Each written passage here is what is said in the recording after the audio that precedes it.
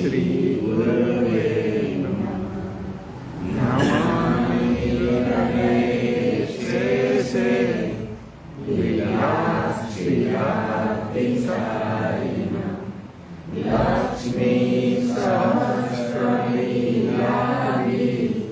सेव्यमानं कलानिधिं चतुर्भिश्च चतुर्भिश्च चतुर्भिश्च त्रिभिस्तथा षड्भिः विराजते योषो पंचधारणे।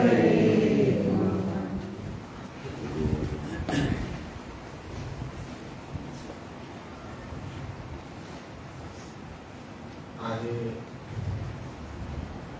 શ્રી મહાપ્રભુજીના સેવ્ય અને ગોધરા સામ્રાજ્ય શાસ્ત્રોના શ્રી દામોદરલાલનો એ પાટોત્સવ એમને આપને સૌને ખૂબ હાર્દિક મંગળ બધાઈ. શરણાગતિના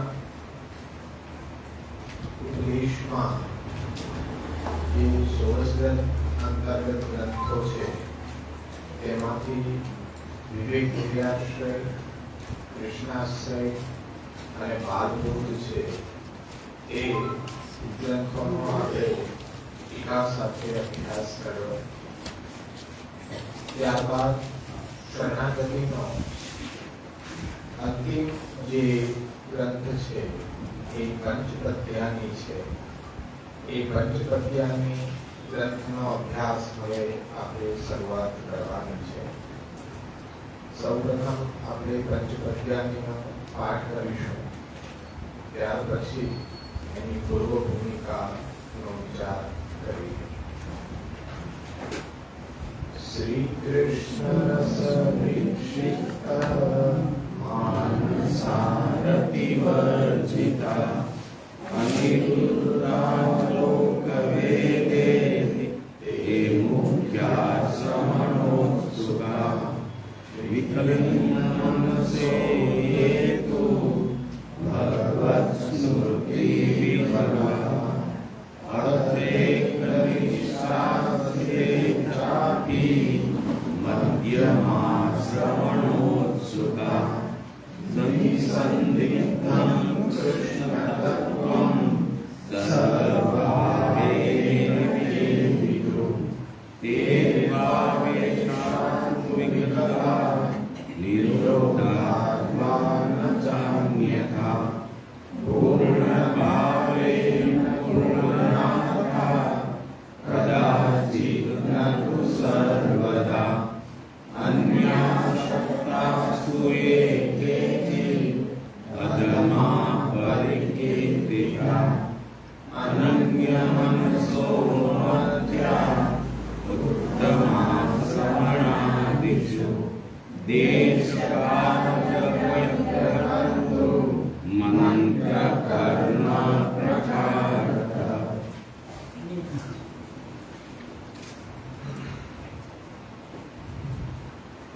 પંચપદ્યાની ગ્રંથનો મુખ્ય વિષય જેમ જલભેદની અંદર શ્રી મહાપ્રભુ વક્તાના લક્ષણો બતાવી રહ્યા છે, તે રીતના અન્ય એ શ્રોતાના લક્ષણો એ મુખ્ય ગ્રંથનો વિષય છે.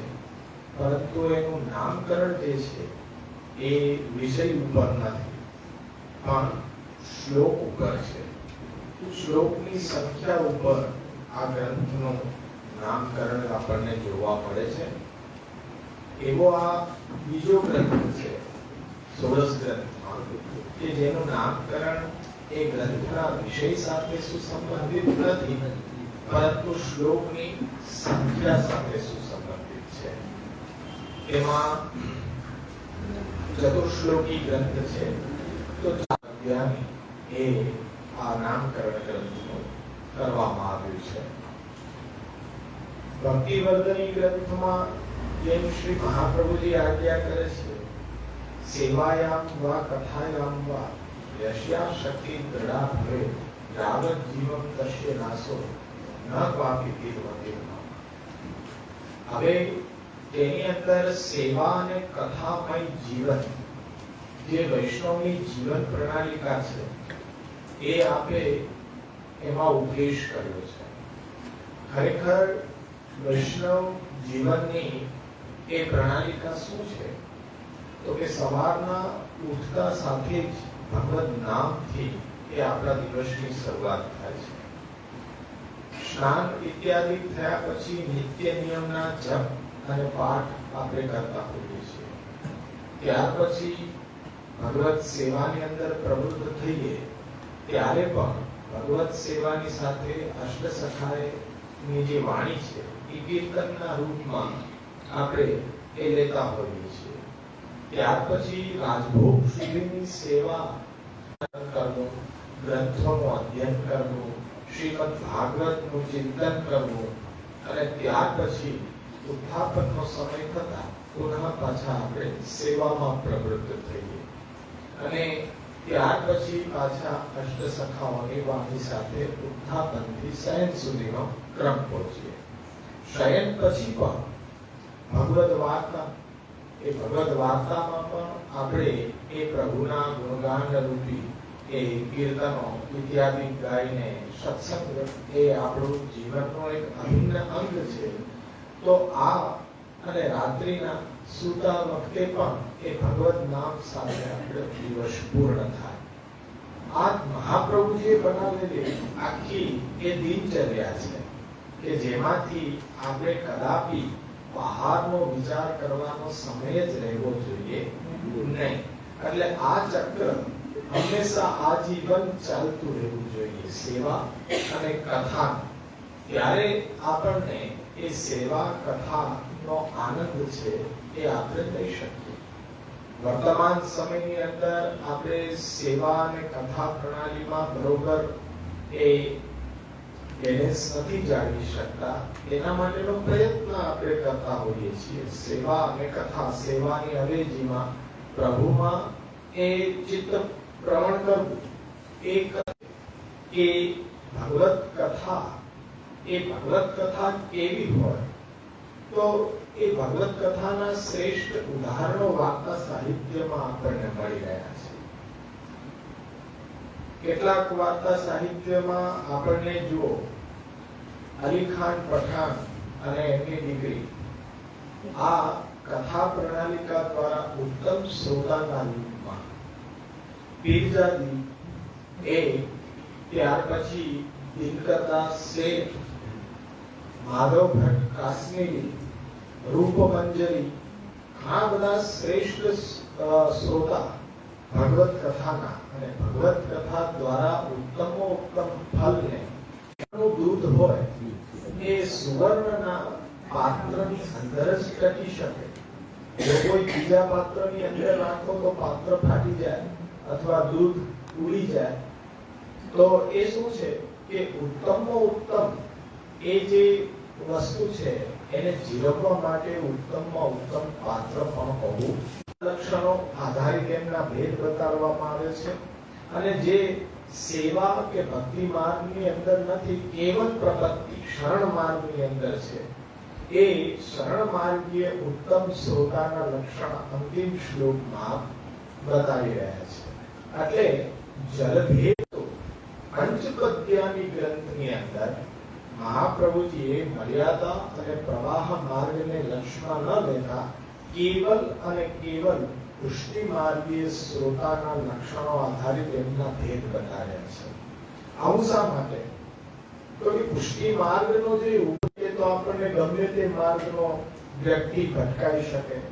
એટલે આપણે જલભેદની અંદર વિવિધ પ્રકારે ત્રણેય માર્ગોનો વિચાર કર્યો છે, ત્રણેય માર્ગના વક્તાનો વિચાર કર્યો છે.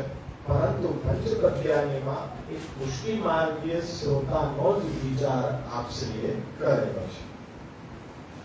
તો એ સ્નેહને અંકુરિત કરવું, અંકુરિત કરીને વૃક્ષ બની જાય ત્યાં સુધીની આપણે સાવચેતી લેવી. ભક્તિ માર્ગીય એ જીવોએ પોતાના જે બીજ ભાવ છે એનું રક્ષણ કથા પક્ષથી નિર્વાહ કરનાર એ સેવક માટેનો વિશેષ વિચાર કરવામાં આવ્યો છે. ભક્તિવર્ધનનો આખો ગ્રંથ જો તો તેમાં એ કથા પક્ષથી પ્રેમ, આસક્તિ અને વ્યસન સુધી એ બીજનો વિકાસ, કથા પક્ષની અંદર કેવી રીતના રુચિ હોય, કથા પક્ષ કેવી રીતના આપણને એ ઉત્તમમાં ઉત્તમ એ જે આ ફળ છે એ સેવા કરનાર વ્યક્તિ જે ફળ સુધી પહોંચે છે, તો કેવલ કથા સાંભળનાર એ ફળ સુધી કેવી રીતના પહોંચી શકે, એ દેવીપણાનું લક્ષણ છે. દિનકરદાસ શેઠની વાર્તા જો આપણે જોઈએ તો આપણને ખ્યાલ આવે છે કે દિનકરદાસ શેઠને પહેલાથી જ કથામાં રુચિ, કૃષ્ણ સિવાય, કૃષ્ણની કથા સિવાય એની સંસારમાં જરાય રુચિ નથી. ઘરની અંદર એમને જે પણ કઈ પૈસા આપતા કે એમને સારા કપડા પહેરાવતા કે ઘરેણાં પહેરાવતા, તો એ જ્યાં જ્યાં કથા સાંભળવા જાય ત્યાં બધા ભાઈઓને સમજાયા હતા. જરીના વાઘા પહેરાવ્યા અને ખૂબ શિકાર કર્યા, ઘોડે બેસાડ્યા. તો હવે એ ઘોડેનો ભરઘોડો ચાલુ હતો ત્યાં એમને વિચાર આવ્યો કે આમાંથી હવે ગમે તેમ છટકી જઈએ અને જેટલા વક્તાઓ છે ને, અને હવે એમને કોઈ બંધન રહ્યું નહીં. ઘરમાં ભાઈઓ, એ હવે ભાઈઓ પાસે એમને રહેવું નહોતું, એટલે હવે એને છૂટ મળી ગઈ. અને ઘરમાં તો બધા ચોર કહેતા, એટલે કોઈએ રોક્યા પણ નહીં. પણ એ જ દિવસે ત્યારે એને કીધું કે ભાઈ, મારો તો વિચાર એવો છે કે હું તમને પરદેશી જોઉં છું, અમારા ગામના નથી લાગતા, એટલે મને આ ગામ છોડવું છે. એટલે હું તમને પૂછું છું કે તમે કોઈ એવા શ્રેષ્ઠ કથા વાચકને જાણો છો કે જે કથા કહે તો મને કથા સાંભળવાનું હોય, કે ભાવ એ રસિક છું કથા. ત્યારે કીધું કે એમ તરત જ કૃષ્ણદાસ છે એ વાંકી ગયા કે છે તો લઈ દીધું. ત્યારે કીધું કે હરેલ જવું જોઈએ. જો કથા તારે સાંભળવી હોય તો શ્રી મહાપ્રભુજી હરેલમાં બિરાજે છે, નિત્ય કથા કહે છે. ત્યાં તો એટલું જ કહેતા, એ તો નાવમાં બેસીને હરેલ પહોંચી ગયા અને મહાપ્રભુજી બરોબર પોડીને જાગ્યા અને કથા કહેતા સામેથી કીધું કે દિનકરદાસ આવો, તમે ક્યાંથી? ત્યારે તરત જ એ કથા સાંભળવા બેઠા અને કથા સાંભળતા જ ભાવ વિભોર થઈ ગયા અને મહાપ્રભુજીને શરણે આવ્યા. મહાપ્રભુજી કહે છે કે હવે તો આપ શરણે જ લ્યો, કારણ કે હવે તો આ સંસારથી બહુ થાક્યો છે. પણ પંચપદ્યાના જે ઉત્તમ શ્રોતાના લક્ષણ છે, કૃષ્ણ રસ વિક્ષિપ્ત, એવું જે માનસ છે અહીંયા દિનકરદાસને દેખાય છે. ભાવ વિભોર થઈ જાય. મહાપ્રભુજી દસમ સ્કંદની કથા કહેતા હતા, ત્યાં તો એ ધમર ગીતનો પ્રસંગ સાંભળીને અશ્રુ ધારા વહી જાય અને એ એકદમ લોકવેગથી દૂર, સંસારમાં અભિરુચિ નહીં અને કેવલ એ કથાની અંદર એટલો બધો આવેશ અને રસ તરબોળ. મારે તો આપની કથા સાંભળવાનું વ્યસન છે, આપની કથા સાંભળો એમાં જ મારી સેવા આવી ગઈ. આ પ્રકારનું આપને એ વ્યસન થઈ ગયેલું. મહાપ્રભુજી કઈ વાંધો નહીં, અમારી સાથે રહો. હવે રોજ મહાપ્રભુજીના એ કથાનો સમય થાય ને ત્યારે ઉતાવળ રાખતા. હવે સેવા ન કરતા, પણ જે મહાપ્રભુજીનો સિદ્ધાંત છે એનું પાલન તો મહાપ્રભુજી દરેક પાસે કરાવતા કે તમે સેવા ન કરો, પણ જે લો એ પ્રભુને ભોગ ધરી. ત્યારે ઝટપટ લોટ બાંધીને એ શેકીને અંગા લઈને જલ સાથે ઉતારીને આવીને બેસી. ત્યારે એ ખવાસે કીધું કે આજે તો આ દિનકરદાસ છે એકદમ કાચી એ અંગાખરી કરી અને જલ સાથે લઈને આવી ગયા છે. ત્યારે મહાપ્રભુજીએ પૂછ્યું કે એવું શા માટે? તમે શેકીને બરોબર કેમ એ ભોગ ધરીને પ્રસાદ ન લીધો? હવે એ શેકીને ખાવું તો રોજ છે. આ અંગાખરી હું શેકીને ખાઈશ તો રોજ, જ્યાં સુધી જીવીશ ત્યાં સુધી. પણ આ જો એક શબ્દ વયો જાય ને, આપની વાણી સાંભળવાના એક શબ્દ જો ચૂકાઈ જાય ને, એ ફરી પાછો ક્યારે મળશે? આ અમૃત માટે હું અંગાખરી માટે વાત કરું એ મને યોગ્ય ના લાગે. અહીંયા હતી તો અનુચિત ક્રિયા, કે ભાઈ ઠાકોરજીને ભોગ કર્યા વિના અસમર્પિત વસ્તુના તસ્મદ વગર ના ચડે, તો એ નિયમનું કેમ પાલન ના કર્યું? તો કે કથામાં રુચિ છે. કથા પણ કોણ કહી રહ્યા છે? શ્રી મહાપ્રભુ. શ્રી મહાપ્રભુજીની વાણીમાં એટલી બધી શ્રદ્ધા નિષ્ઠા છે એટલે કોઈ દોષ નહીં. જ્યાં મહાપ્રભુજીમાં આપણો અતૂટ વિશ્વાસ છે, શ્રદ્ધા છે, પ્રેમ છે, ત્યાં આપણાથી મર્યાદા તૂટી જાય તો પણ કોઈ અપરાધ થતો નથી. પણ મહાપ્રભુજી શિક્ષા કરી કે જુઓ, આજ પછી કોઈ દિવસ એવું કરતા નહીં. આજ પછી તમે મારી કથાના મુખ્ય શ્રોતા, તમે આવશો પછી હું કથાનો પ્રારંભ કરીશ, ત્યાં સુધી હું કથાનો પ્રારંભ કરીશ નહીં. અને મુખ્ય શ્રોતા ત્યારથી વહેલા ઉઠીને વહેલી અંગાખરી કરી ભોગ ધરી અને મહાપ્રભુજીને રાહ જોડાવી પણ ઠીક નહીં. એટલે આપ ઝટપટ પધારી જાવ. એટલે કોઈ સ્વાદમાં કે અન્ય કૃષ્ણ સિવાય ક્યાંય પણ એમની રતિ હતી નહીં. એમની રુચિ છે કેવલ કૃષ્ણ કથાની અંદર આપણને જોવા મળી રહી છે. અને એ ઉત્તમ જે લક્ષણ આમાં બતાવ્યું છે પંચપદ્યાની ગ્રંથની અંદર, એ ઉત્તમ શ્રોતા તરીકે દિનકરદાસ અને શેઠ એટલા માટે કહેવાના કે ઉદાર હતા, વક્તાઓને બધું આપી દેતા હતા, એટલે ખાલી ઉપનામ એમને આપવામાં આવ્યું હતું શેઠ. અને ઘરની અંદર બધા ચોર કહેતા.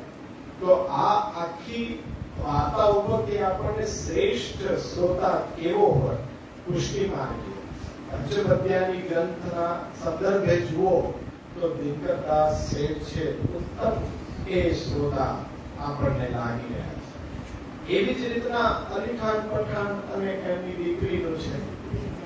ગુસાઈજી ભગવત વાર્તા કહેતા, તો ભગવત વાર્તા કહેતા પ્રશ્ન કર્યો કે કાલે શું પ્રસંગ ભગવત વાર્તામાં આવેલો? તો કોઈ વૈષ્ણવને યાદ નહીં.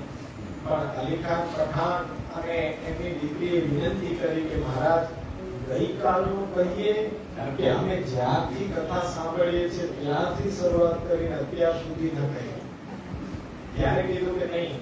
બધા વૈષ્ણવને એમ લાગ્યું કે ગુસાઈજી કથા શરૂઆત ન કરે અને અમે બધા આવી ગયા હોય છતાં પણ અલીખાન પઠાણ ને એની દીકરી ન આવે ત્યાં સુધી ભગવત વાર્તા ચાલુ ન થાય. આવું કેમ? તો એ બધાનો સંશય ગુસાઈજી આ રીતના ટાળ્યો કે જો આ ઉત્તમ શ્રોતા છે એટલા માટે.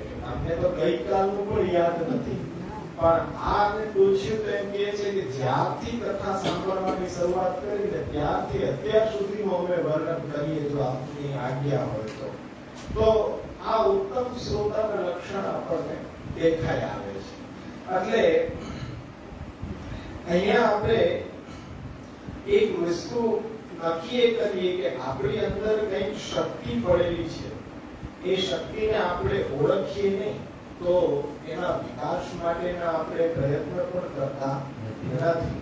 આપણી અંદર શું શક્તિ છે એ સત્સંગ દ્વારા આપણને જ્ઞાત થાય ત્યારે એ શક્તિનો વિકાસ કરવા માટે આપણે એ સાવચેત થઈએ.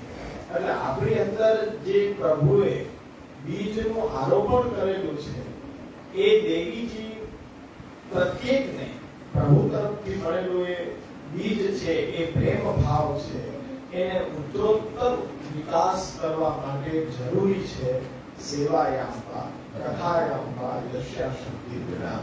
આપણી દિનચર્યાની અંદર મહત્તમ સેવા અને કથા એ વણાયેલા હોવા નિતાંત આવશ્યક છે.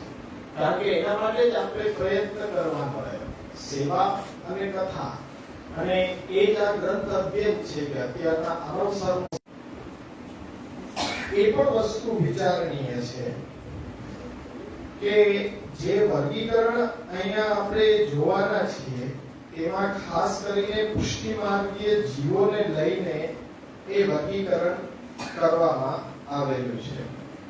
પરંતુ એક વર્ગીકરણ આપણી સામે એક એવું પણ આવી રહ્યું છે કે જેને આપણે અલગ અલગ જીવોની કક્ષાની અંદર એનું વર્ણન આપણે કરી શકીએ. હકીકતે આપણે પુષ્ટિની અંદર જે પ્રભેદ થયેલા છે કે શુદ્ધ પુષ્ટિ, પુષ્ટિ મર્યાદા અને પુષ્ટિ પ્રવાહ. આ રીતનું વર્ગીકરણ એક આપણી સામે છે અને એને લક્ષ્યમાં લઈને અહીંયા આપણને જોવા મળે છે કે પ્રથમ શ્લોક પંચપદ્યાનીનો છે એ શુદ્ધ પુષ્ટિ અને પુષ્ટિ જીવને ઉત્તમ આવ્યા છે. ચોથો શ્લોક છે કે પુષ્ટિ પ્રવાહને હીન અધિકારી ગણવામાં આવ્યા છે.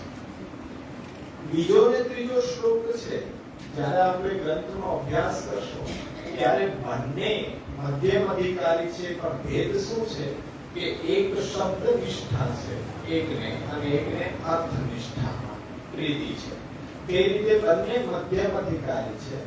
હીન અધિકારમાં પુષ્ટિ પ્રવાહ આવી રહ્યો છે અને અંતિમ પાંચમો શ્લોક છે તે શરણાગતિની અંદર ઉત્તમ શ્રોતાના લક્ષણો બતાવીને એ શરણાગતિની અંદર જે શ્રોતા હોય એની ઉત્તમતાનો ત્યાં વર્ણન કરવામાં આવ્યું છે. તો આખું આપણને એક બંધારણ પંચપદ્યાનીનું જોવા મળે છે કે ત્યાં પુષ્ટિ માર્ગીય એ શ્રોતાઓના અધિકાર પ્રમાણે એના ભેદ બતાવવામાં આવ્યા છે. તો આના આવી છે એમાં દેવી ને આસુરી બે.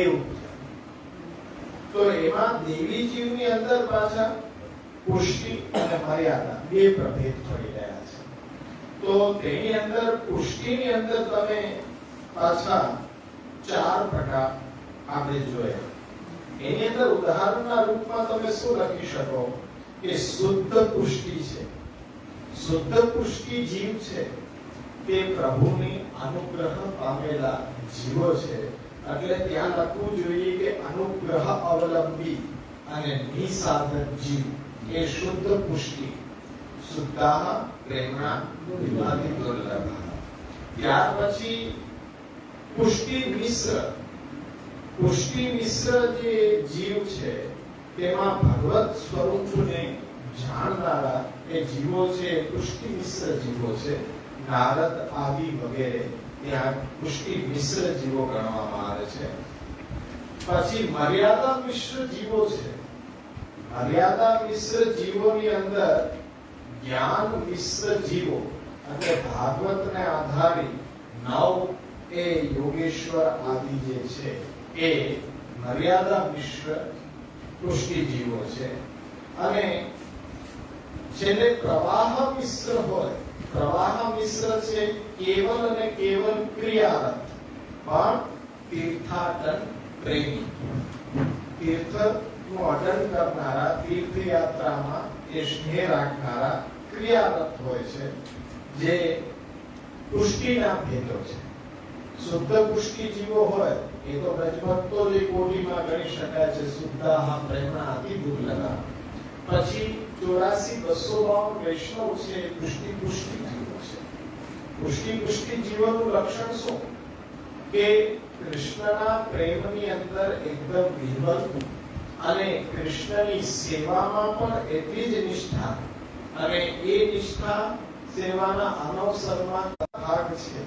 તો પુષ્ટિ મર્યાદા જીવ કેવો છે તો કે પુષ્ટિનું લક્ષણ તો ખરું સેવા કરે પણ સેવામાં આસક્તિ છે એ ગૌણ છે, પરંતુ કથામાં પ્રભુના ગુણોમાં એ આસક્તિ દ્રઢ છે. એટલે તે પુષ્ટિ મર્યાદા જીવ કહેવામાં. જ્ઞાન દ્વારા પ્રભુમાં જ્ઞાન દ્વારા સેવા કરતા જપપાઠ, કીર્તન, ચિંતન, અધ્યયન, એની અંદર આવતા ઠાકોરજીની લીલા ચરિત્રો, ગુણાનુવાદમાં એક અર્થ સમજે તો એકદમ રોમાવલી પુલકિત થાય, હૃદય આર્દ્ર થાય, પરંતુ સેવામાં એટલો આગ્રહ નથી. પુષ્ટિમાં બંનેમાં આગ્રહ છે. સેવામાં પણ પ્રભુનું સ્વરૂપ, પોતાનું સ્વરૂપ, પ્રભુની એ લીલાને સમજીને, પ્રભુનું જે લીલા પરિકર છે એને જાણીને સેવામાં પણ એટલો જ આનંદ લે છે અને કથામાં પણ એને એટલો જ આનંદ આવે છે. જ્યારે પુષ્ટિ પ્રવાહ છે કેવલ ક્રિયા કરે છે, ન તો સેવામાં ન તો કથામાં. આગ્રહ બંનેમાં જોવા મળતો નથી. પરંતુ એક વૈષ્ણવ છીએ, પુષ્ટિ ભક્તિ સંપ્રદાયને અનુસરણ કરી રહ્યા છીએ, એટલે સેવા ઘરે બિરાજે છે તો કરવી જ જોઈએ, પણ એમાં આનંદ આવતો હોય નહીં. અને અભ્યાસ પણ કરવો જ જોઈએ, સત્સંગમાં જવું જોઈએ, આટલા પાઠ કરવા જ જોઈએ, પણ કરવા ખાતર કરે. એમાં એને આનંદ કે રુચિ સંભળાઈ ગયું તો સંભળાઈ ગયું, છૂટી ગયું તો છૂટી ગયું, જ્યારે સમય મળે ત્યારે.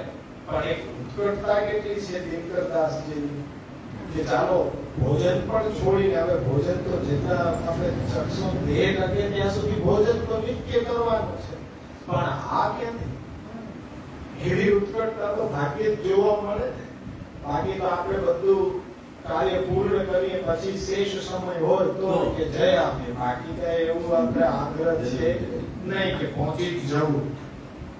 એટલે આ એ પ્રવાહ મિશ્ર છે. જ્યારે મર્યાદા જીવો છે એમાં શુદ્ધ મર્યાદા જીવોને જ્ઞાન માર્ગીય કહેવામાં આવે છે. મર્યાદાની સાથે પાછો મિશ્ર થઈ રહ્યો છે. મર્યાદા મિશ્ર જીવ છે કે મર્યાદા સાથે મર્યાદા મિશ્રિત થઈ રહી છે, તો એ જીવ સ્વર્ગ વગેરે માટે લાલાયિત હોય, કામનાથી બધા કર્મો કરે, એના માટે મર્યાદા મિશ્ર જીવ કહેવામાં આવે છે. પુષ્ટિ મિશ્ર કે મર્યાદાનો ભાવ છે. મર્યાદામાં શુદ્ધ મર્યાદા જ્ઞાન માર્ગ, પછી મર્યાદાની સાથે મર્યાદા વળી પાછી એ મિક્સ થઈ રહી છે, તો એ કઈ કામના અર્થે મોક્ષની કામના કે સ્વર્ગાદિની કામના માટે કર્મ કરવા વાળા છે. ત્યારે એમાં પુષ્ટિ પણ મિશ્ર થઈ રહી છે. પુષ્ટિ મિશ્ર થાય ત્યારે મહાત્મ્ય જ્ઞાનથી જે ભગવત તીર્થ છે એને કરવા માટે ને ભગવત પ્રીતિઅર્થ કર્મ કરવા વાળા પણ જોવા મળે છે. અને એમાં જો પ્રવાહ મિશ્રિત થાય તો એનું લક્ષણ એટલું છે કે લૌકિકાર્થ જ કર્મ કરવા વાળા એ મળે. એટલે તમે નોંધી શકો કે મર્યાદામાં શુદ્ધ મર્યાદા છે, એમાં કાઉન્સમાં તમે જ્ઞાન માર્ગીય લખી શકો. શુદ્ધ મર્યાદા જીવ જ્ઞાન માર્ગીય કહેવાય. મર્યાદા મિશ્રિત જીવ તો ત્યાં કાઉન્સમાં લખી શકો કે સ્વર્ગાદિક પ્રાપ્ત કરવા માટે કર્મ કરવા વાળા. અને પુષ્ટિ મિશ્ર જીવ હોય તો મહાત્મ્ય જ્ઞાનથી એ ભગવત પ્રીતિ અર્થ કર્મ કરવા વાળા પણ જોવા મળે છે. અને એમાં પ્રવાહ મિશ્ર જીવ હોય તો લૌકિકાર્થ કર્મ કરવા વાળા પણ એ જીવો જોવા મળી રહ્યા છે. ત્યાર પછી આસુરી જીવ આવે. આ વાતથી દેવી જીવ, એમાં પુષ્ટિ અને મર્યાદા બે વાત. અને ત્યાર પછી આસુરી એટલે શુદ્ધ પ્રવાહ.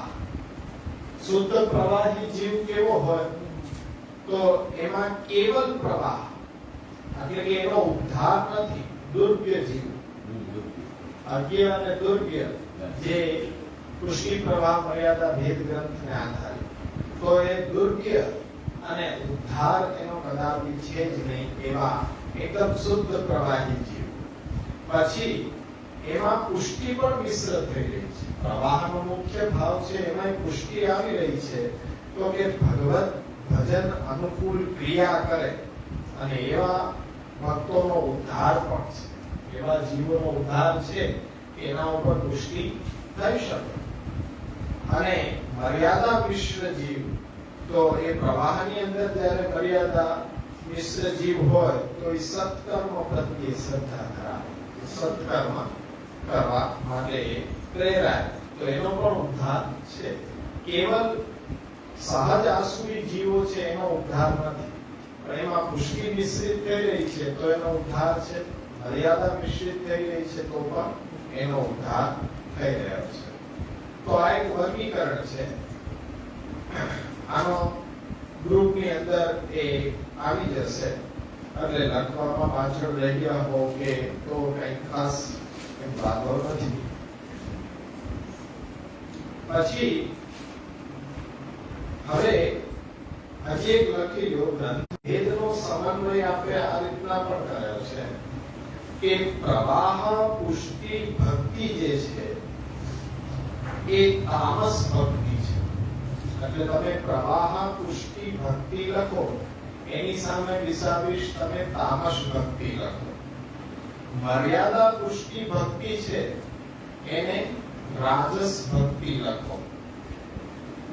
પુષ્ટિ પ્રવાહ છે એને તામસ મિશ્ર સાત્વિક ભક્તિ લખો. પ્રવાહ પુષ્ટિ ભક્તિને તામસ ભક્તિ લખો. મર્યાદા પુષ્ટિ ભક્તિને રાજસ ભક્તિ લખો. પુષ્ટિ પ્રવાહને તામસ મિશ્ર સાત્વિક ભક્તિ લખો.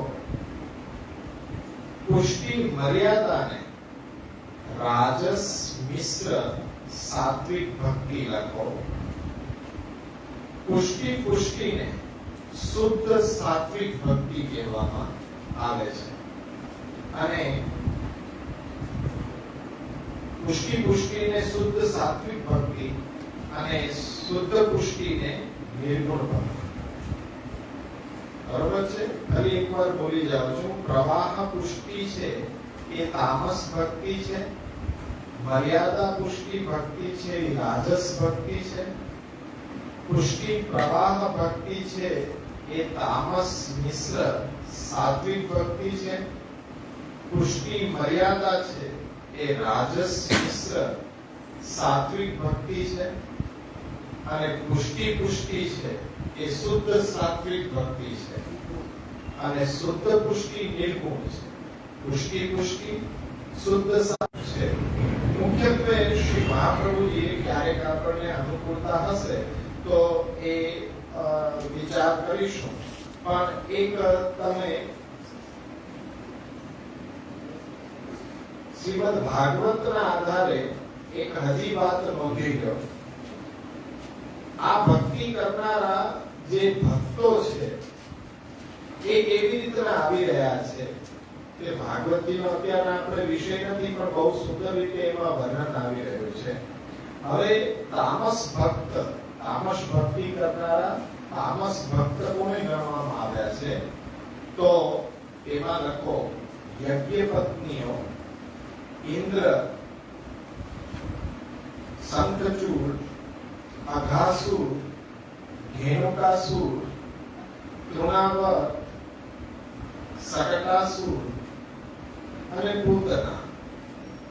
આ તામસ ભક્તો પ્રભુના છે. રાજસ ભક્તની અંદર કેસી, વ્યોમાસુર, કંસ, સત્રાજી, બાણાસુર, ભૌમાસુર અને સતધન્વા.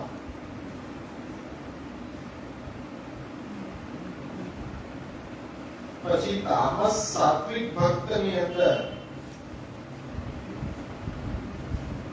મૃગ, મિથ્યા વાસુદેવ અને દ્વિવિવાના.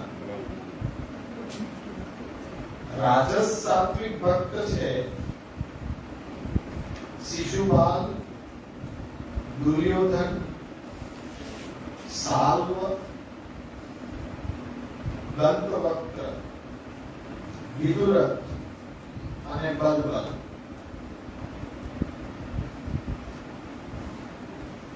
સાત્વિક ભક્ત છે સુદામાજી અને ઠાકોરજીના બધા પટરાણી. એ સાત્વિક ભક્ત છે. અને નિર્ગુણ ભક્તની અંદર શ્રુતિ ગુફા.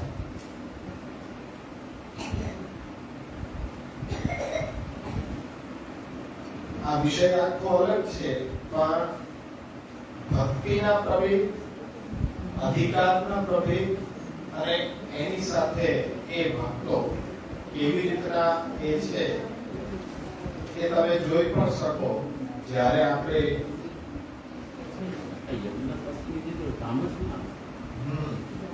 આમ તો સાત્વિક કેરેક્ટર કયું છે. આપણે જે તામસ ભક્તોને તો ભાગવતમાં શ્રેષ્ઠ છે ને ગોપીજન. આ રીતના આખો એક એનું વર્ણન જે તમે જાણવા માંગતા હો તો કેવી રીતના ભક્તોનો, કારણ કે હમણાં એનો અભ્યાસ સતત ચાલુ છે. કારણ કે હમણાં અમારી એક્ઝામ છે વલ્લભ વેદાંતની અલીના યુનિવર્સિટીની, એમાં અમારે સુબોધનીજીનું પેપર છે. તો એની અંદર નલકુબેર અને કપિલ ગીતા એ બંનેના સુબોધનીજી, અને એના ઉપર પૂજ્ય શ્યામુદાના લેક્ચર્સ આખો વર્ષ ચાલુ રહ્યા, અને હવે અમારે આખું એ રિફર કરવાનું છે. એટલે એ ફરતું હોય અને એમાં એ ગ્રંથને આનુષંગિક લાગતું હોય એટલે એમાંથી અહીંયા ઉદ્ધૃત કર્યું છે. પણ આ એક વખત આખું એ લેશું કે કેવી રીતના તામસ ભક્તો, રાજસ ભક્તો એક કેવી રીતના ગણવામાં આવ્યા છે. બહુ આનંદ છે. એમ કે થોડુંક આપણે મગજને કસરત કરાવવી પડે, પણ આનંદ એટલો ને એટલો આવે.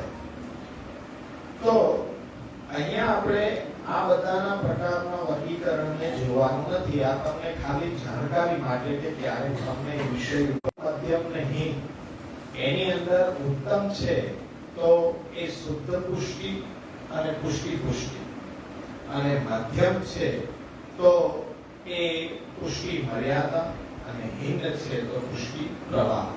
આ લક્ષના વર્ગીકરણને ધ્યાનમાં રાખો કે જે આપણે પંચપદ્યાની ગ્રંથની અંદર જોવાનું છે, વિષય છે. અને હવે એક અત્યંત મહત્વનું કે જે પૂજ્ય શામુદાદાએ ષોડશ ગ્રંથનો પરિચય પુસ્તકની અંદર આ વર્ગીકરણને 6 રીતે બતાવ્યું છે. અભ્યાસ માટે બહુ જરૂરી અને ગ્રંથની વિશેષ સમજ માટે એ વર્ગીકરણ બહુ જ જરૂરી છે. એટલે એક હું તમને લખાવતો જાઉં છું કે આ 6 વર્ગીકરણ કેવી રીતના છે. પંચપદ્યાની ગ્રંથના આધારે તમે હેડિંગ બાંધી શકો, શ્રોતાઓના પ્રકાર. એ શ્રોતાઓના પ્રકારનું આ વર્ગીકરણ.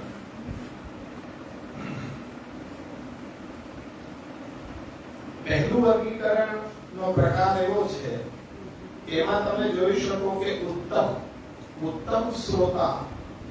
શ્રોતાના પ્રકારની અંદર પહેલો પ્રકાર આપણે જોઈ રહ્યા છે વર્ગીકરણનો. ત્રણે ત્રણ ભેગા આવશે, ઉત્તમ, મધ્યમ અને હીન. એમાં પહેલી દ્રષ્ટિ કઈ છે કે ઉત્તમ કેવા છે કે સેવાની સાથે સતત એ કથાનું શ્રવણ, કીર્તન અને સ્મરણ કરી રહ્યા છે, એ ઉત્તમ કહેવાય. મધ્યમ શું છે કે જે પુષ્ટિજીવોથી સેવા નથી બનતી તે કથાનો નિરંતર આશ્રય કરે. કથાનો નિરંતર આશ્રય કરે એ મધ્યમ. સેવા નથી બનતી તો એને ક્યાંય છૂટછાટ નથી કે બીજી બધી જગ્યાએ આટા ફેરા કરવા. ઘરની અંદર જ રહેવા માટેનો એનો ગૃહસ્થિત્વ સ્વધર્મતઃ, પોતાના ઘરની અંદર રહીને ક્યાંય ભટકવાની આવશ્યકતા નથી. આ તો કેમ જાણે ક્યાંથી આદત પડી ગઈ આપણને બધાને, આ વાયરસ ક્યાંથી લાગ્યો એ ખ્યાલ નથી આવતો. પહેલા તો આવું હતું જ નહીં. 84-252 કે એ જીવન દિનચર્યાની દ્રષ્ટિ જુઓ તો ક્યાંય કોઈ ભક્તિ માટે દોડાદોડી કરતા હોય એવું જરૂર નથી. તીર્થમાં પણ ગયા તો એને ક્યાંય શાંતિ ન હોય, ક્યાંક પ્રભુ એવડા મોટા છે. ત્યારે આપણને જ એવી ટેવ પડી ગઈ છે કે સેવા છોડીને, કથા છોડીને જ્યાં ત્યાં ભટકવા. ભલે આપણે ગુરુ પાસે જઈએ તો ગુરુ પાસે પણ ટેકનિકલ સંક્ષેપ લઈને એ જઈએ. આપણે દેવીજીનું લક્ષણ હોય કે હંમેશા જિજ્ઞાસુતા, ઉત્સુકતા હોય. અને એ ઉત્સુકતા અને જિજ્ઞાસુતા હોય ત્યાં સુધી બરોબર, પણ કૌતુકાદિક વિશિષ્ટ થઈ જાય ત્યારે વળી પાછો એ ભયંકર થઈ જાય. બધે દાવ ખેલતો હોય કે શું કીધું, આને શું કીધું ને આને શું કીધું, કમ્પેરિઝન કરો. એના મનમાં ચતુરાઈ આવતી હોય, આ શું જવાબ આપે છે ને આ શું જવાબ આપે છે. નહીં, શ્રી મહાપ્રભુજીનો પહેલા તમને અભિગમ ખ્યાલ હોવો જોઈએ. પછી તમે એ પ્રશ્ન કરો તો તમને એ જિજ્ઞાસા હોય ચકાસણીની તો એ ચકાસણી થઈ જાય. પરંતુ ક્યારેય પણ આ રીતના કૌતુકાદિક વિશિષ્ટ ન થવું જોઈએ કે લાવો ને અહીંયા જઈને જોઈએ આ કરે છે શું બધા એટલા બધા જઈને, એવું કોઈ આપણે અંદર ભાવ હોવો જોઈએ નહીં. એટલે મધ્યમ હોય તો એનાથી સેવા નથી બની શકતી, તો કથાનો આશ્રય કરે. અમને મળે, બીજાનું તો ન કહી શકે, અમને મળે તો એ પ્રશ્નનું સમાધાન થાય.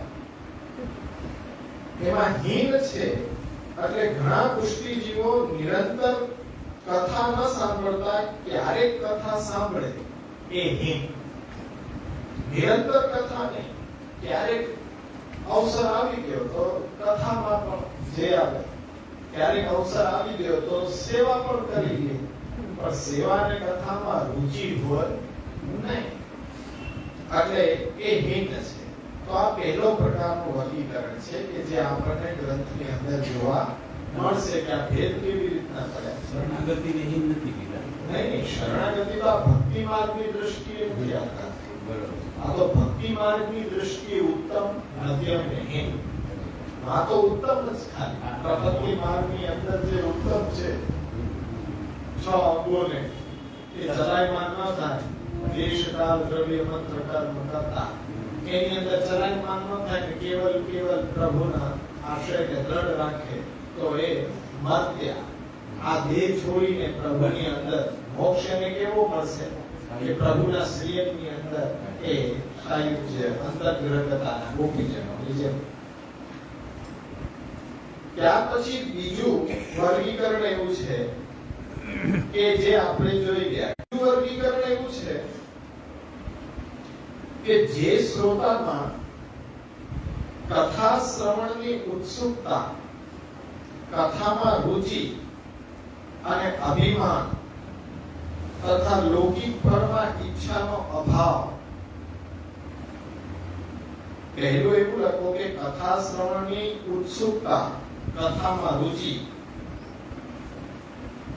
અને અભિમાન અને લૌકિક ફળમાં ઈચ્છાનો અભાવ. આ ત્રણ ગુણ જેમાં જોવા મળે ને એ ઉત્તમ શ્રોતા. કથાનો આગ્રહ હોય પણ કથામાં રુચિ છે, એટલે કથામાં રુચિ હોય અને એનો અભિમાન પણ હોય કે નહીં. કથાનું અભિમાન ને કથાનો અભિમાન. આ અભિમાન જ્ઞાનનું અભિમાન નહીં કે મારા જેવું કોઈ કહ્યું. અમે તેમ જ કહીએ કે અમે તો બધું અમે ભણીને પછી તમને ભણાવીએ છીએ. સ્વાગત તો કોઈની પાસે જ્ઞાન છે જ નહીં. અને રેફરન્સ ટુ કોન્ટેક્સ્ટ જેમાંથી વાંચતા હોય તમને કહી દે કે ભાઈ આમાંથી જ અમે વાંચ્યું છે. એને છુપાવી પછી અમે ન બની જાય વિદ્વાન. બધા પાસે શું છે? પૂજ્ય શામુદાના એ પ્રવચનો અને પુસ્તકો સિવાય બીજું કઈ છે. સ્વાગત તો ક્યાંયથી આવ્યું જ નથી. પણ અમુક લોકો એને જ વાંચતા હોય ને પછી પોતે શીખવાડતા હોય. એના કરતા પોતે પુસ્તક આપો ને પછી બધા કેટલું સમજ્યા એ વિચારો ને સાચું વર્ગની એ નિશાની છે. હું વાંચી લઉં, હું સાંભળી લઉં, પછી બોલી દે છે, પણ તમને પણ આપો ને. આજે એ ટ્રેક તો બધા માટે છે.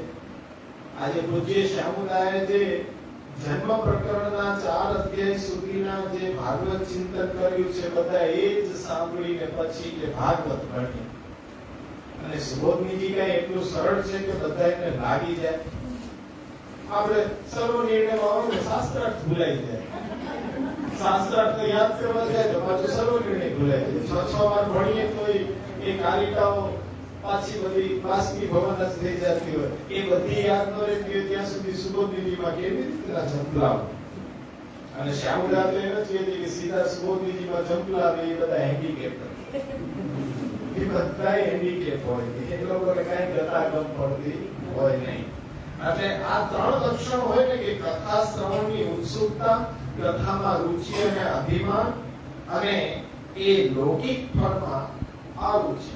લૌકિક ફળ મેળવવાની ઈચ્છા ન હોય. આ 3 ગુણ જેમાં મળે એ ઉત્તમ શ્રોતા. 2 ગુણ મળે એ મધ્યમ અને 1 ગુણ મળે એ હીન. આ પણ એક દ્રષ્ટિ છે કે ભાઈ કથામાં રુચિ, કથાનો આગ્રહ, એનો અભિમાન, લૌકિક ફળની ઈચ્છામાં એ જરા પણ એ લાલાઈ થાય નહીં. તો આ 3 ગુણ મળે એ ઉત્તમ.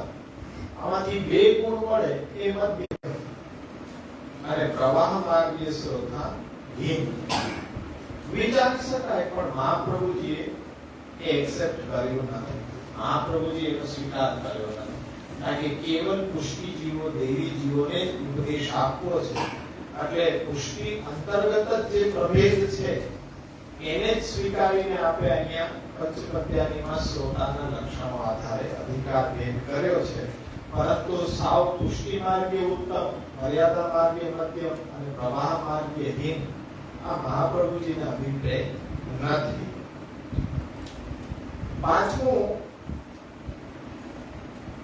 વર્ગીકરણ એવી રીતના છે કે કથા શ્રવણની ઉત્સુકતા બે પ્રકારની.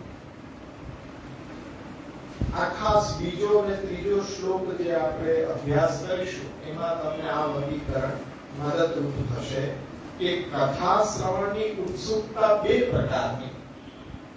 શાસ્ત્રના પ્રમાણમાં નિષ્ઠા એટલે અર્થનિષ્ઠા અને શબ્દનિષ્ઠા એટલે શાસ્ત્રના પ્રમાણમાં નિષ્ઠા, શબ્દનિષ્ઠા આવાને શાસ્ત્રમાં બતાવેલું જ્ઞાન છે એ વધારે ગમે. શાસ્ત્રના વચનો હોય એના આધારિત એ જ્ઞાન મળે તે વધારે એને ગમે. બીજું એમાં એવું છે કે કેટલાક શ્રોતાઓને શાસ્ત્રમાં બતાવેલા ભગવાનના સ્વરૂપ, ગુણ અને લીલાઓમાં વધારે આનંદ આવે એટલે પ્રમેયમાં રુચિ વાળા છે. પહેલો અર્થનિષ્ઠા છે એ શબ્દ ઉપર છે અને અહીંયા પ્રમેય છે. હા, પ્રમેય શબ્દનિષ્ઠા. પ્રમેયને અર્થનિષ્ઠા કહેશો અને જ્યારે એ શાસ્ત્રના પ્રમાણ શબ્દો છે એ શબ્દનિષ્ઠા થશે. શાસ્ત્રના પ્રમાણોમાં જેને વધારે રુચિ હોય એ શબ્દનિષ્ઠા અને અર્થમાં એટલે કે પ્રમેયમાં રુચિ હોય એને આપણે એ અર્થનિષ્ઠા વાળા કહીશું. અર્થ મતલબ તો એમાંથી પ્રગટ થયેલી ભાવના ને આનંદ લેવો એ અર્થનિષ્ઠા. હા, અર્થનિષ્ઠા. લીલા ભગવાન એટલે ખાલી શબ્દો ઉપર જ નહીં. હા, બરાબર.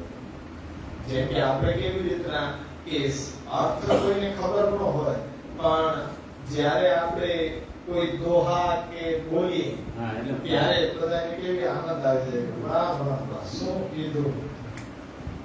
તો એ જેમ કે રશિયામાં આપણે પહેલા શરૂઆત કરતા પહેલા બોલીએ ગાઈએ ત્યારે બધાને એમ થાય ઓહો શું કીધું, પણ હકીકતે એ શબ્દ ઉપર એનું ધ્યાન હોય કે આ શબ્દનો પ્રાસ મેળો આનંદ આવે. પણ એમાંથી જે નિશ્ચિત થતો અર્થને સમજીને કોઈ વાહ કરે તો એ પ્રમેય અને પ્રમાણ બે ભેદ થઈ ગયા. તો જે મધ્યમ અધિકાર છે એમાં બે ભેદ પડી જાય છે, શબ્દનિષ્ઠ અને અર્થનિષ્ઠ. એને પ્રમાણ અને પ્રમેય એટલે કથા સાંભળવામાં પછી રુચિ પણ બે પ્રકારની છે. ઉત્તમ રુચિ અને સામાન્ય રુચિ.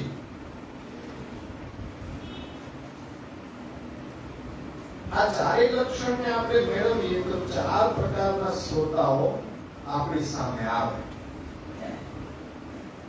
ચાર લક્ષણ કેવા થયા? અર્થનિષ્ઠા, શબ્દનિષ્ઠા, ઉત્તમ રુચિ અને સામાન્ય રુચિ. ચાર લક્ષણો થયા.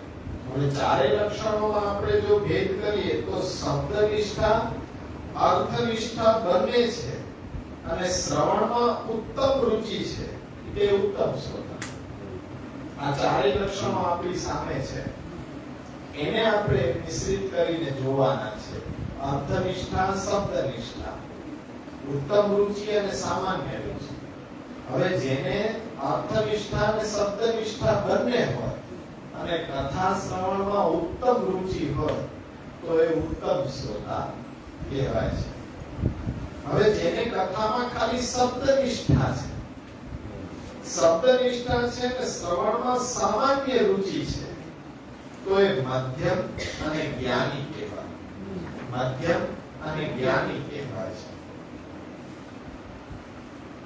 ત્રીજું છે કે જેમને કથા શ્રવણમાં અર્થનિષ્ઠા છે તો અર્થનિષ્ઠા હોવાની સાથે શ્રવણમાં સામાન્ય રુચિ છે એને મધ્યમ શ્રોતા કહેવાય અને ભક્ત શ્રોતા. અહીંયા પણ પાછા ભેદ આવે છે, જ્ઞાની અને ભક્ત.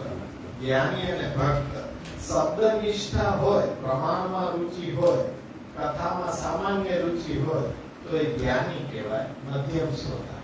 પણ જેની એ પ્રમેયમાં રુચિ છે, અર્થનિષ્ઠા છે, સાંભળવામાં સામાન્ય રુચિ છે, તો એ ભક્ત શ્રોતા થાય છે. મધ્યમ જ શ્રોતા, પણ અહીંયા જ્ઞાની અને ભક્ત મધ્યમમાં બે ડિવિઝન મધ્યમમાં બે ડિવિઝન છે. એ શબ્દનિષ્ઠા છે, પરંતુ સામાન્ય રુચિ છે કથા સાંભળવામાં, પણ શબ્દનિષ્ઠા પ્રમાણમાં છે, શાસ્ત્રોના શબ્દો ઉપર વધારે ભાર છે, તો એ મધ્યમ જ્ઞાની કહેવાશે. પણ જેને અર્થ ઉપર વધારે છે, ગુણગાન ઇત્યાદિ ગુણો સાંભળીને એમાંથી વિસ્તૃત થતો આસ્વાદન લેવું, તો અહીંયા ભક્ત છે. આ બે ડિવિઝન એ પ્રમાણે પડ્યા છે. બીજો ને ત્રીજો શ્લોક, ચોથો તો પાછો હિમ કક્ષા માટે છે. હવે ચોથો પ્રકાર એમાં ને એમાં છે કે જેમને શબ્દનિષ્ઠા અને અર્થનિષ્ઠા નથી, પરંતુ કથા શ્રવણમાં સામાન્ય રુચિ છે, તે હિમ શ્રોતા છે. શબ્દનિષ્ઠા અને અર્થનિષ્ઠા બંનેની અને સામાન્ય રુચિ એ શ્રવણમાં છે, તો એ હિમ છે. તો આ ચાર લક્ષણો દ્વારા પણ એ પ્રભેદ પડી રહ્યા છે. કયા કયા? અર્થનિષ્ઠા, શબ્દનિષ્ઠા, ઉત્તમ અને સામાન્ય રુચિને લઈ.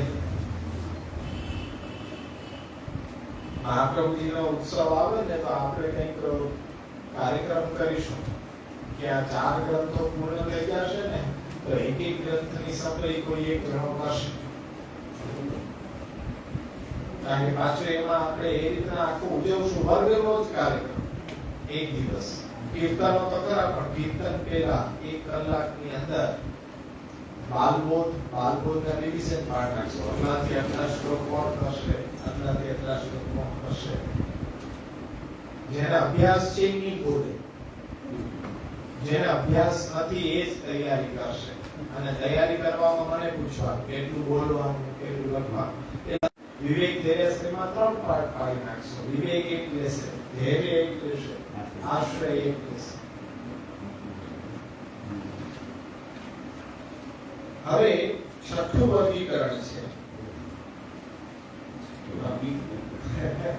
છઠ્ઠું વર્ગીકરણ છે આ પૂજ્ય શામુદાનું. તો આપણે કહીએ કે જેટલી વાર એની સામે બેસવામાં આવે કંઈક નવું જ પાછો વિચાર આપણને આપે છે.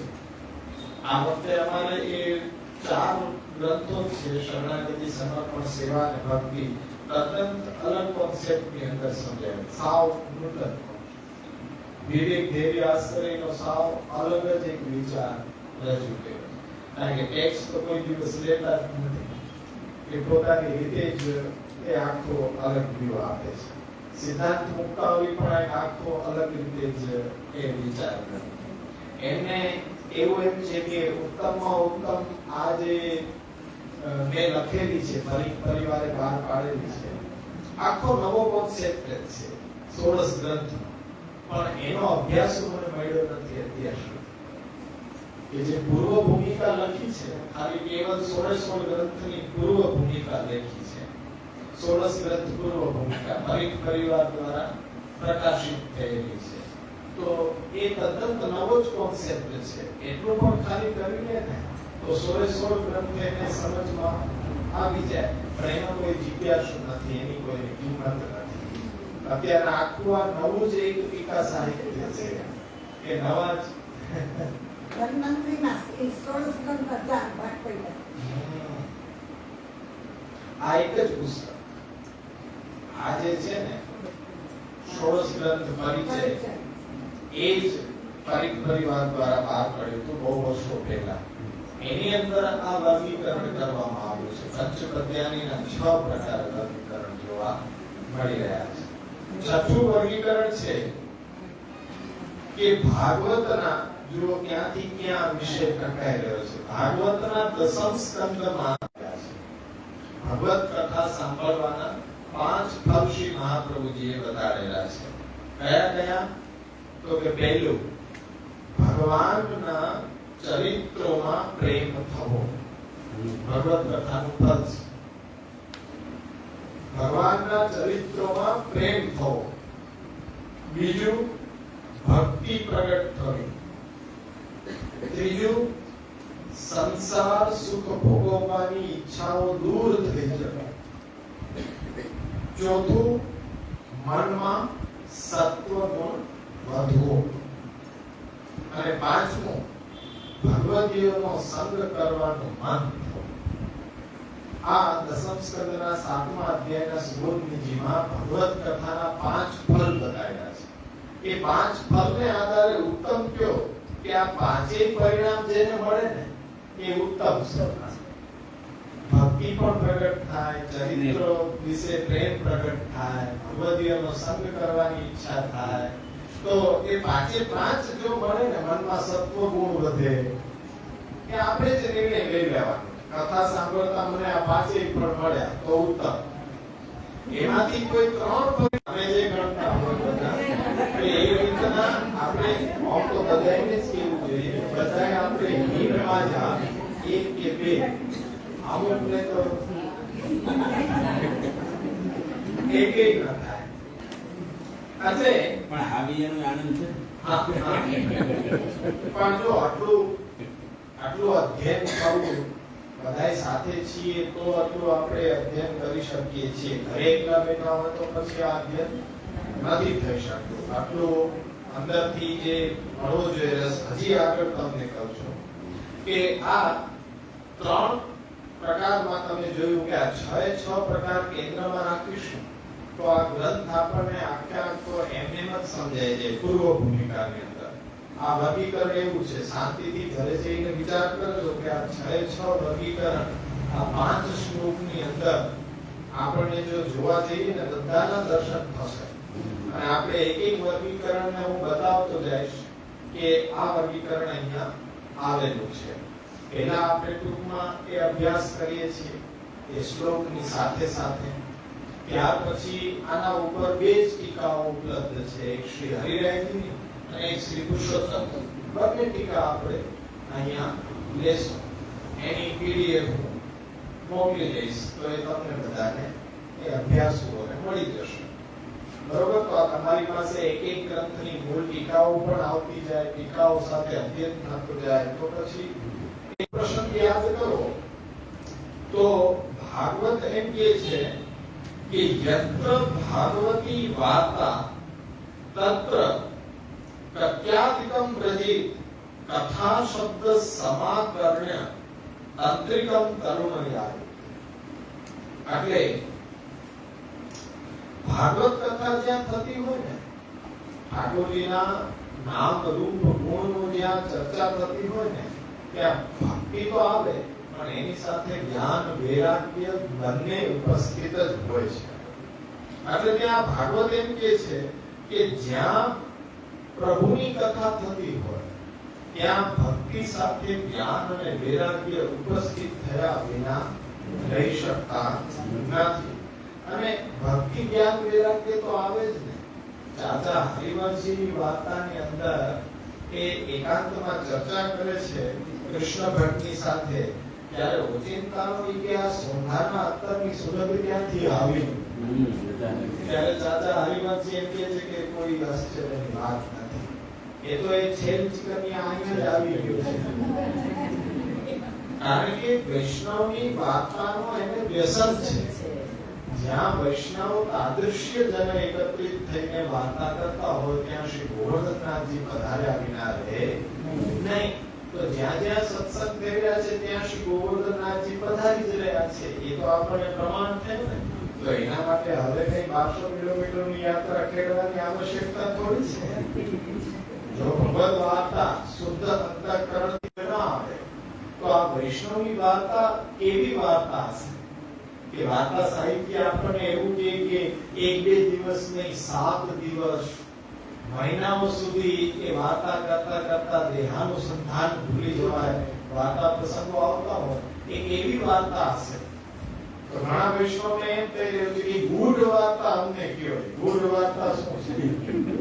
ગૂઢ વાર્તા 16 સ્કંદ બીજી કઈ વાર્તા હોય આપણા કર્તવ્યની વાર્તા? ના ના, એ ચાચા હરિવંશજી બધા વૈષ્ણવ સાથે કરતા. એક શ્રોતા અને વક્તા, 2 ભાઈઓ હતા, એકાંતમાં બેસીને એ વાર્તા કરતા. વાર્તા થઈ હોય તો કે આપણા એ કર્તવ્યની વાર્તા, મહાપ્રભુજીની એ વાણીનો અવગાહન, આ 16 ગ્રંથ નિબંધ ઇત્યાદિ એ ગૂઢ વાર્તા. એની જગ્યાએ પરસ્પર ચર્ચા કરતા અને દેહાનુસંધાન એ ભૂલાઈ જતું. કથાનો રસ તો એવો હોય કે દેહાનુસંધાન ભૂલી જવાય. પાછું એના ઉપર પણ વર્ગીકરણ થઈ શકતું. જો આપણને દેહાનુસંધાન નથી, પૂરેપૂરું દેહાનુસંધાન નથી. ઠંડી લાગે, ગરમી લાગે, ભૂખ લાગે, તરસ લાગે, 5 સાડા 5 થયા છે એ ખ્યાલ આવી જાય બરોબર તો અનુસંધાન રાખી તો હિંચ આને બધું યાદ રહે છે. આજુબાજુની વસ્તુ ભૂલાતી નથી. હિંચ સરકાર એટલે આપણે જોઈએ ને કોઈ નવી વ્યક્તિ આવે તો બધાય આમ જોયું છે. કથામાં સામાન્ય રુચિ છે, બહુ રુચિ નથી, પણ ધ્યાની છે. કોણ આવે છે, કોણ જાય છે, કેટલા વાયકા છે, મને વધારે ચાલશે કે ઓછું ચાલશે. એવું ન થાય કે દેહાનુસંધાન. એ જ તો વાત છે કે શબ્દ નિષ્ઠા, અર્થ નિષ્ઠા મધ્યમ હોય તો એને સેવા કરતા કે એ કીર્તનમાં વધારે આનંદ આવે. હવે જુઓ, હકીકતે જે હમણાં કીધું હતું એ મુદ્દો મારા ધ્યાનમાં જ હતો કે આ જે ભગવદ વાર્તા છે, કથા છે, પણ કથા કેવી કોને? પ્રશ્ન એ છે કે કથા કેવી કોને? કેવી હોય કથા? આપણને કોઈ પૂછે તેમ કે એક વક્તા વ્યાસપીઠ ઉપર બેઠો હોય ને સામે મેદાન ભર્યું હોય, સરસ સરસ મ્યુઝિક વગાડતું હોય ને એવું કે કથા. એ કથા નથી. કથા એટલે શું? શ્રવણ. પહેલા તો શ્રવણ એટલે શું? તો કે શ્રવણ એટલે શબ્દ અને શબ્દથી બનેલું વાક્ય. એ વાક્ય આપણે શ્રવણ કરીએ ત્યારે એની શક્તિ અને એના તાત્પર્યનો જ્યારે આપણે વિચાર કરીએ, નિર્ધાર કરીએ કે હા આ વસ્તુ આમાં કહેવાય રહી છે કે ભાઈ કૃષ્ણ સેવા સદા કાર્યા. તો કૃષ્ણ સેવા શું છે? તો સ્વામી સંતોષ જનિકા ક્રિયા સેવા છે. કૃષ્ણને સંતોષ અપાવનારી ક્રિયા સેવા છે. સદા હંમેશા કરવાનું કીધું. કેમ? શા માટે? તો આવશ્યકતાના રૂપમાં કે જેમ આપણે જીવન જીવવા માટે શ્વાસોશ્વાસની આવશ્યકતા છે, પણ એ શ્વાસોશ્વાસ લેવો નથી પડતો, સહજ છે. ન ધારો કોઈ આવે તો ખરા જ, એને વધારે વાર રોકી શકાય નહીં, કારણ કે એ એવી સહજ ક્રિયા છે. તો મહાપ્રભુજીનો હાર લે છે કે કૃષ્ણ સેવા કરવી ન પડે, સહજ રીતે ચાલવું જોઈએ, બધું સહજ થવું જોઈએ. કથા સાંભળવી ન પડે, સહજ ચાલુ રહેવું જોઈએ. સહજ ચાલુ રહી જાય તો માનસી સા પરમહંતા સેવ્ય સ્વરૂપ સાથે આ બધું જોડાઈ જાય ને ત્યારે એને કથા. કથામાં જે તમે શ્રવણ કરો છો, એના શબ્દ, એના વાક્યો, એનો અર્થ નિર્ધારણ તમે કરો અને એ બધી લીલા કરનાર કોણ? મારી ઘરે બિરાજતો મારો સેવ્ય પ્રભુ. એની સાથે જોડો ને ત્યારે એ કથા કહેવાય. ત્યાં સુધી એ કથા કહેવાય નહીં. ખાલી સાંભળી લીધું. આ લીલા કરનાર કોણ? એ શ્રી કૃષ્ણ. તો એ શ્રી કૃષ્ણ કોણ? કે જેને હું મારા હાથેથી જગાડું છું, પોઢાડું છું, અરોગાવું છું, શૃંગાર ધરાવું છું. એ અત્યારના કોના નામ રૂપ ગુણોની એ કથા સાંભળવા માટે શ્રોતાઓના લક્ષણોની ચર્ચા કરી રહ્યા છે કે આપણા પ્રભુના. તો એ આપણી ઘરે આપણી સેવામાં બિરાજતા પ્રભુ સાથે જ્યાં સુધી આપણે આ પ્રસંગને જોડીએ નહીં ત્યાં સુધી કથા નથી થતી. કથા તો એ જ કે શ્રવણ કરી લીધું પછી એનું કીર્તન થાય અને એનું કીર્તન થયા પછી અખંડ સ્મરણની અંદર એ પરિવર્તિત થઈ જાય. એ કથા નવધા ભક્તિનો પ્રકાર છે ને. જી તો આ વિષય સાથે થોડું સમજાવી. વિચારો લખો. નવધા ભક્તિનું વર્ગીકરણ આપણે જોઈ લેતા અત્યારના આશીષ મહાત્મે એવું દેખાય કે ઓહો તમે તો ભાવક કે ઈ પેલા તમે કરી દેશો. અરે ખબર જ હોય નાના પછી આ કરવાના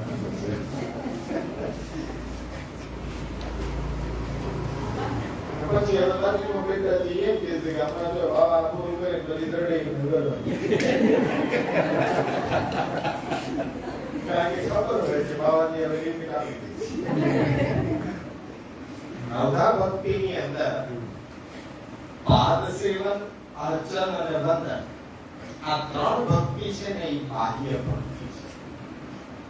ત્યાર પછી દાસ્ય, સખ્ય અને આત્મ નિવેદન છે એ આંતર ભક્તિનો પ્રકાર છે. અને શ્રવણ, કીર્તન અને સ્મરણ છે ને એ નામાત્મિકા ભક્તિનો પ્રકાર છે. કે જે શ્રવણ, મનન, નિધિધ્યાસન તો એ અખંડ સ્મરણ છે. કે અખંડ સ્મરણમાં જે શ્રવણ કરેલું હોય એનું કીર્તન કરવું. કીર્તન કરવું એટલે વાગોળવું, મોટેથી બોલવું, અને પછી એ બીજે દિવસે આપણને એ જ સ્મરણમાં કન્વર્ટ થઈ જાય કીર્તન કરેલું, તો એ અખંડ સ્મરણ કહેવાય. તો એ નામાત્મિકા ભક્તિનો પ્રકાર છે. એ ભક્તિનો જ પ્રકાર અહીંયા બતાવવામાં આવ્યો છે. અને આખો આ ગ્રંથ છે ને શ્રવણ, મનન અને નિધિધ્યાસન છે. પંચપદ્યાની ગ્રંથ છે એ નામાત્મિકા ભક્તિનો જ આખો વિસ્તાર છે આવે છે. એટલે એ નામ, એનું ચિંતન, પાછું એનું નિધિધ્યાસન, તો આ નામાત્મિકા ભક્તિનો પ્રકાર છે. શ્રવણ, કીર્તન અને સ્મરણ. હવે જુઓ,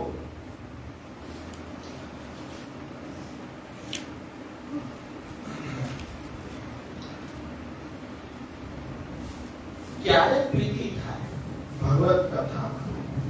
તો ભાગવત એમ કહે છે કે સુનવતઃ શ્રદ્ધાયામ નિત્યમ ગ્રહતશ્ચ સ્વચેષ્ટિતમ કાલેન નાપી દીર્ઘેણ ભગવાન નિશ્ચય હૃદય.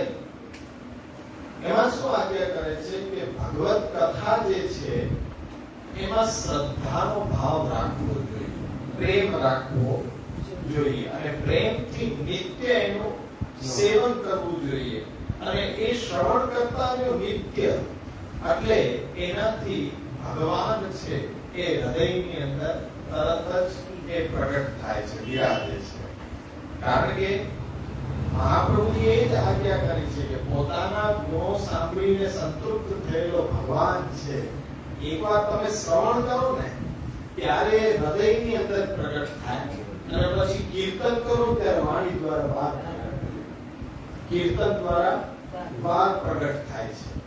એટલે એવું કહેવામાં આવે છે કે ભગવત કથા છે એ સાંભળનાર હોય ને એ સાંભળનારને પણ અને કહેનાર હોય એને પેલા શ્રવણ તો કરેલું જ હોય, અને પછી કથા કે એટલે એના હૃદયના બધા દોષો છે ને એ બહાર શ્રવણ કરી અને પછી કીર્તન કર્યું એટલે હૃદયના બધા એ દુર્ગુણો, દોષ છે એ બહાર કાઢી નાખ્યા. પણ શ્રોતાને શું? શ્રોતાએ તો ખાલી શ્રવણ કરેલું છે, પણ શ્રોતાને પણ શ્રવણ પછી કીર્તન કરવું નિતાંત આવશ્યક છે. શ્રવણના તમે શ્રવણ કરો, જેમ કે ગાય છે એ ચરી લે, પછી ચરતા વખતે એ ખાલી ચરવાનું જ કાર્ય કરે, પછી એકાંતમાં બેસીને ફરી પાછું એને મોઢામાં લાવીને એનું ચબર ન કરે, વાગોળે ઇટ મીન્સ કીર્તન.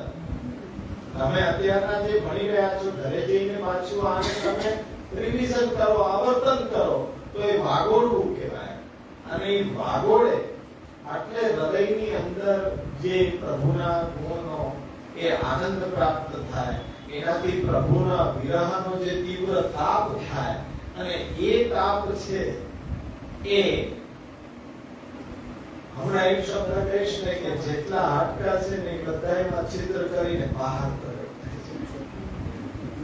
શ્રોતા અને વક્તાની વાર્તાની અંદર જે વક્તા હતો એને તો અસ્થિઓ આખા હતા, પણ છિદ્રિષ્ટ અસ્થિઓ હતા ને ત્યારે એના ઘરના વર્તી લીધા કે એ છિદ્ર પાડીને બહાર વહી ગયો છે. તો એ બધાય અસ્થિઓની અંદર છિદ્ર થઈ ગયા છે. તો શ્રોતાના પણ હૃદયના બધા મેલ છે, જોઈ કીર્તન કરે છે, પછી અખંડ સ્મરણ કરે છે, તો આ રીતના એના પણ હૃદયના બધા મેલ છે દૂર થઈને એને પણ ભગવાન પ્રાપ્ત થાય છે. એટલે શ્રવણે પ્રવિશતિ કથા પૂરા હૃદયમ તથા સર્વમેવ દોષ મલો અયમ મુખતો નિસૃતિ.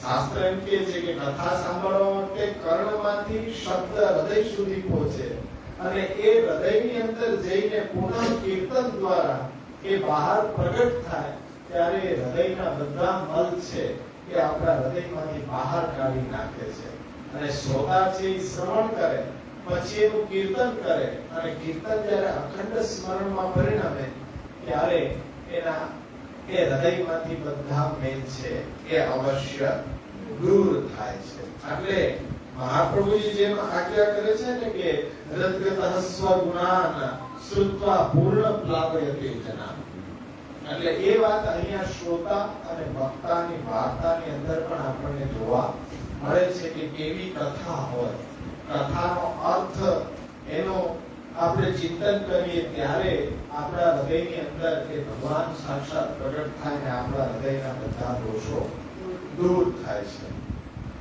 એટલે અહીંયા દયારામભાઈ જે કહે છે કે સ્નેહ સહિત શ્રી કૃષ્ણનું નિત્ય કીર્તન જ્યાં થાય, કોટી તીર્થ આવી ત્યાં વસે, ભાગ્ય હોય એના. એટલે જ્યાં ભગવત કથાનું શ્રવણ કીર્તન મનન થતું હોય ત્યાં બધા તીર્થોનો પણ વાસ કીધો છે.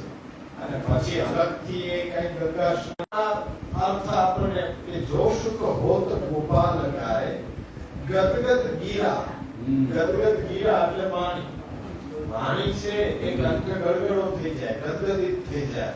અને લોચન જલ ધારા, એટલે લોચન જલ ધારા ક્યારે થાય કે જ્યારે અર્થનું અનુસંધાન કરીએ ત્યારે હૃદયની અંદર પ્રભુના વિયોગની આકરી એ સતત થાય ત્યારે એ અશ્રુધારા વહી રહ્યું છે.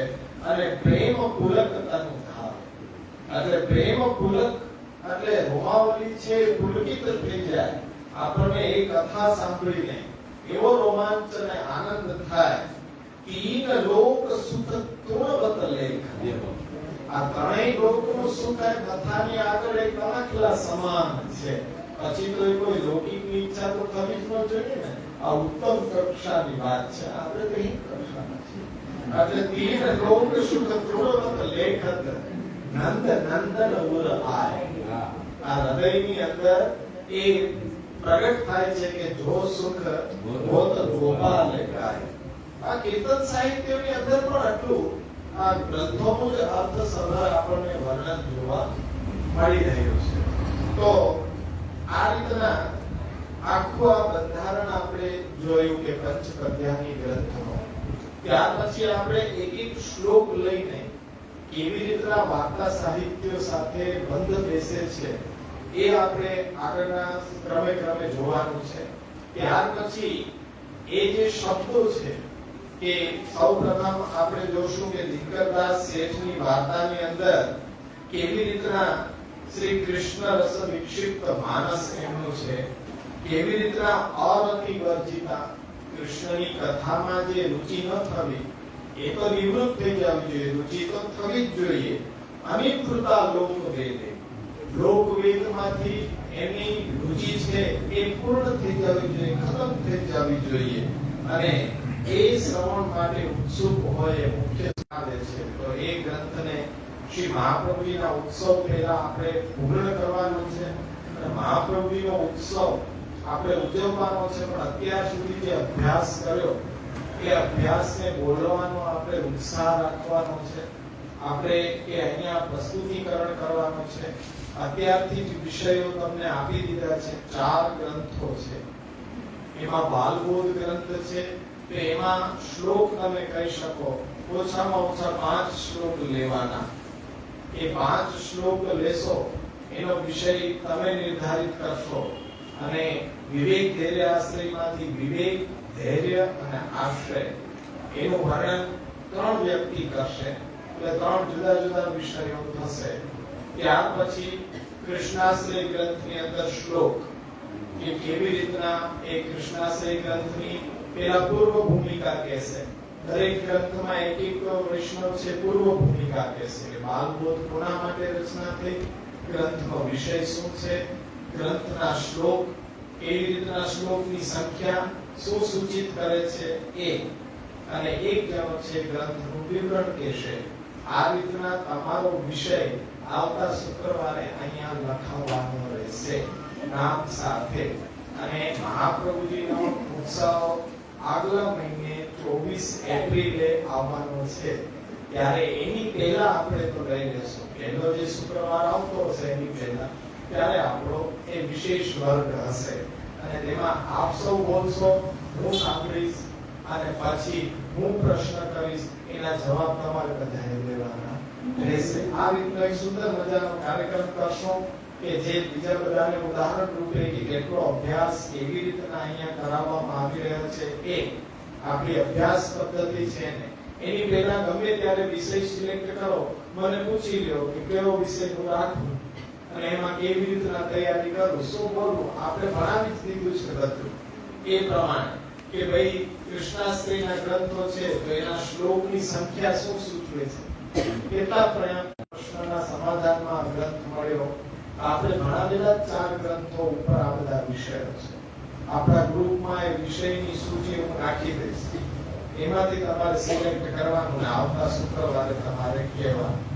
એટલે એ રીતના મહાપ્રભુજીનો ઉત્સવ આપણે મનાવવાનો છે ખૂબ આનંદપૂર્વક. અને ત્યાર પછી કૃષ્ણ અધરામૃતા સ્વાદ સિદ્ધિ રત્ન સંસ્કૃતિ એ તો હશે જ. અને એક હજી ચિંતન કરવાનું છે કે આપણા શુક્રવારના વર્ગનો જે સ્થાન છે એ આજ અનુકૂળ પડે છે કે પ્રાકૃતિક વાતાવરણમાં જરૂરી છે.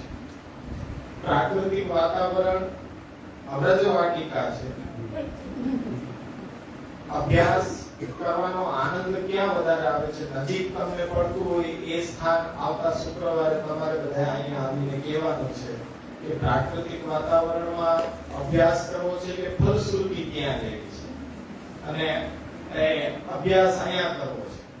એટલે ફલશ્રુતિ એટલે કૃષ્ણ અધરામૃતા સ્વાદ સિદ્ધિ રત્ન સંસ્કૃતિ. જ્યારે ફલશ્રુતિનો સમય આવે ત્યારે બ્રજવાટિકા અને અભ્યાસ અહીંયા, સાધન અહીંયા, ફલ અહીંયા. એવી રીતના કરવું હોય તો આપણે તૈયાર છીએ, પણ જેવી રીતના બધા નક્કી કરો, બધાને નજીકનો અભ્યાસ કરાવવો મુખ્ય છે. સ્થાનનું કોઈ મહત્વ નથી. એટલે જેમ જેને અનુકૂળ એક શુક્રવાર આવીને પછી 2 શુક્રવાર જઈને પાછા ત્રીજા શુક્રવારે આવો તો વાહનની વ્યવસ્થા ન થઈ શકે. જો 5-10 વ્યક્તિઓ છો તો એક વાહન આપણે બાંધી દઈએ કે તમારા સ્થાનેથી લઈને ત્યાં પહોંચાડીને પાછા અહીંયા પહોંચાડી શકે છે. પણ અહીંયા પણ ચાલુ રાખવું હોય તો બધાને આનંદ આવતો હોય તો અહીંયા પણ એ અભ્યાસ તો ગમે ત્યાં બેસીને થઈ શકે. તો એ બધા ચિંતન કરી અને અહીંયા કહી દેજો. અને આવતા શુક્રવારે આપણે આ ગ્રંથનું અધ્યયન છે આ વર્ગીકરણ પ્રમાણે એક શ્લોક લઈને આગળ શીખતા જશું. આશ્રયનું પદગાન કરી